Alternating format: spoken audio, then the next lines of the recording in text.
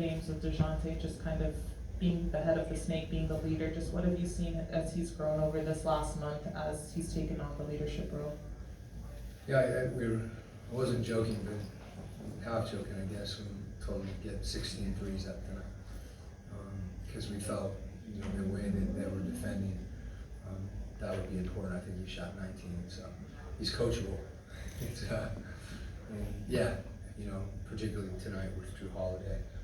I thought, his teammates did a good job of recognizing situations and trying to get in matchups.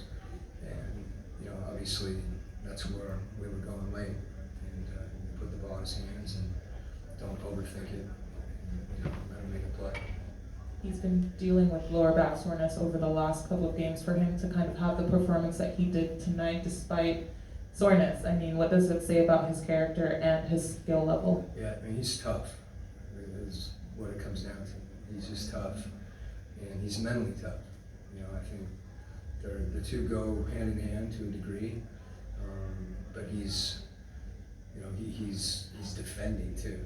I think sometimes, our whole team is defending, so that's good to see, collectively. But with the back, that's something obviously he's been fighting for some time. It'll be good to have a day off, but he knows how to take care of himself. He's a pro, and he'll do what he needs to do. I don't think he'll be able to get him out of the game.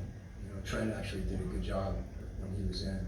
It just was, I wanted to get DJ one little spell at the beginning of the fourth. Trent really held down the fort until we could get DeJounte back in. Coach, what did you see from your team's ability to just constantly answer back to Boston, especially late as you guys were pushing, towards the end of the fourth and in overtime? Well, I think, we obviously saw what DJ did, and his shots got, as they locked in more as the game went on, but it happens all the time. It happened to them too. Shots are harder, and I thought that collectively our team was able to recognize situations. Clint knew, when to come up and pick and roll, when they were switching up the line, trying to get matchups. I thought we were smart, and being able to think late is huge. And I think we didn't get rattled, and we didn't get out of character. One of the biggest things is we want to keep running, so you get more space on the floor. I think that was a big part. Doing that requires you to get a stop. But as much as anything, you answer runs and shots with stops. We see the buckets, but a lot of times that comes after the defensive possession. Coach, your team has now won 4 games in a row on this current homestand, despite injuries kind of, plaguing the team as of recently. It seems like you're getting the most out of your lineups as of recently. Guys are playing hard, and they're really listening to the philosophies in which you're setting. What's been the most impressive thing you've seen over this last 4-game stretch? Well, I think there's been a focus on defending, and that's created offensive opportunities for us. And on the offensive end, I think I said it before pregame. I didn't care how many shots, as long as we're efficient, and we're finding ways to do that. I think there was a stretch too where Hunt gave us buckets, and a stretch where Bogey gave us buckets, and those guys were, all of them, Clint too, people playing off each other and helping each other on the offensive end.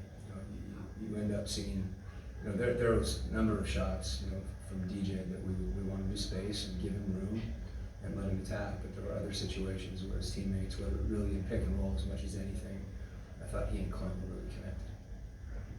Coach, 28 second chance points for you guys. Just what does that say about the team not giving up on possessions? Says a lot. It's a point of emphasis for us before the game. We felt like, I can't recall the stats, but they won that rebounding battle in the first game. The challenge is, to get to the glass and still get back. And particularly, on a back-to-back, we just said we're not allowed to be tired.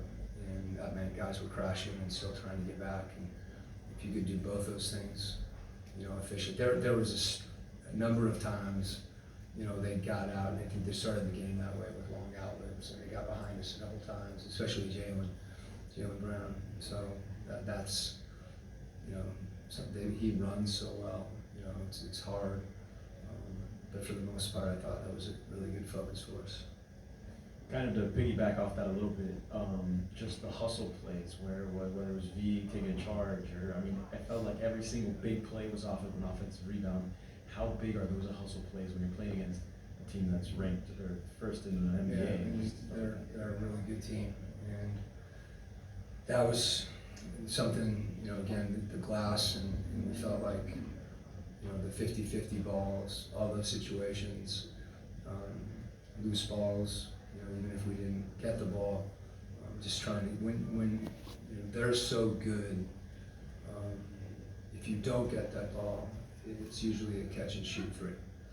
And, you know, so you double down on that. So those plays, you know, you see them, you see somebody on the floor, you see the hustle, but they're worth more than that on the scoreboard. All right, thanks, Coach.